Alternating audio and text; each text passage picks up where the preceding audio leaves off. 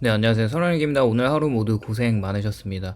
사실 모든 사람들의 개인적인 고민은 앞으로 은퇴 이후에 현금 흐름에 대한 생각을 다들 하고 계실 거라고 생각하고 있습니다. 그 와중에서도 배당이라는 현금 흐름 창출로 소비 절벽 이후에서 삶을 준비하시는 분들이 많이 있습니다.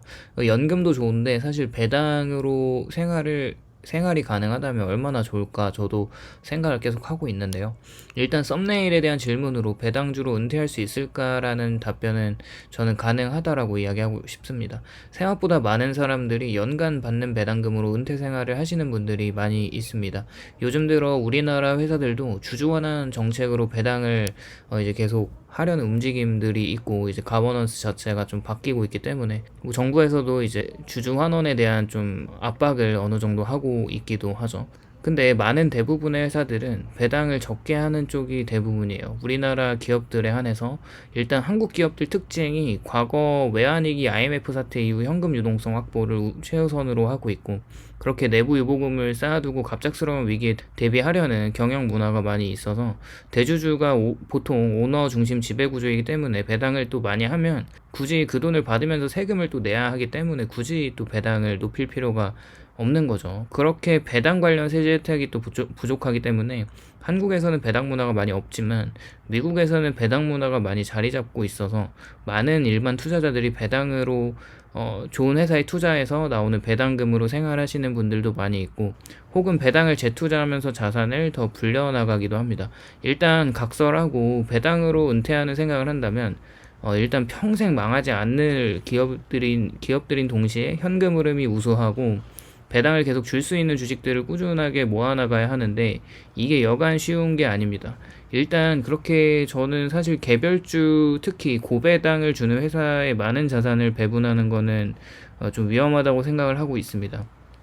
예를 들어서 예전에 AT&T라는 통신회사가 꾸준하게 배당을 올려줬었는데 그렇게 영원히 연속 배당을 올려줄 것 같았던 미국의 최대 통신회사도 사실 현금 흐름이 사실 좋은 특징의 통신회사이지만 대규모 인수합병 같은 이런 사업 규모를 좀 키워나가다가 부채가 1,700억 달러까지 올라가서 현금 흐름을 안정화할 수가 없었고 결국에는 2022년 2분기부터 배당금을 대략 47% 삭감하면서 주가도 하락을 했고 배당률도 하락하는 투자자들에게는 안타까운 상황이 나타났고요. 또 금리가 올라가면서 미국 리츠 회사들 같은 경우에는 강제로 이제 90%의 수익을 주주들에게 이제 분배금으로 주어야 하는데 그런 고배당을 주는 리츠 회사도 금리가 올라갔으니까 대출 연체 증가가 나타나고 수익성의 저하가 나타나면서 특히 이제 아버리얼티 트러스트 같은 10% 이상의 고배당 리츠 회사도 2025년 1분기에 배당금이 30% 정도 삭감되면서 주가도 거의 반토막이 났었던 것 같고 그렇게 출렁이게 되고 그렇게 주가 하락과 배당 삭감을 동시에 주주들에게 이제 피해를 주기도 했습니다. 또한 최근에 인기가 많은 커버드콜 같은 상품들이 많은데 이런 상품들이 대부분 배당이 연간 10% 이상씩 주곤 합니다.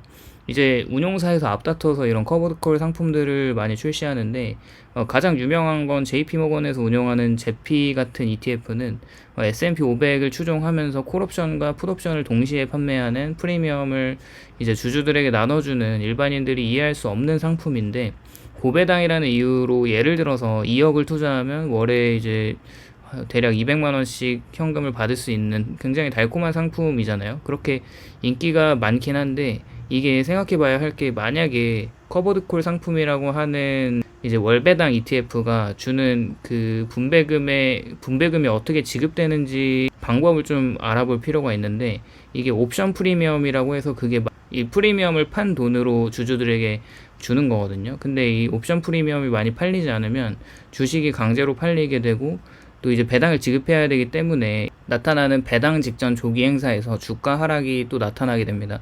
또한 상승장에서는 주가 상승이 제한적이고 주가 하락장에서는 커버드콜이라고 하는 주가 하락 방어 시스템이 전혀 작동하지 않는 거를 투자자들은 이제 해보신 분들 아시겠지만 배당을 받은 직후에 배당락의 주가 하락과 이제 하락장에서 원래 추종 ETF들과의 하방을 방어해주는 게 별 차이가 없다는 걸 많이 느낄 겁니다. 개인적으로 배당으로 은퇴를 하려면 그런 순수하게 배당 성장 ETF를 계속 모아가는 것이 가장 현명하다고 생각을 하고 있어요. 그렇게 되려면은 엄청나게 많은 돈이 필요하겠죠.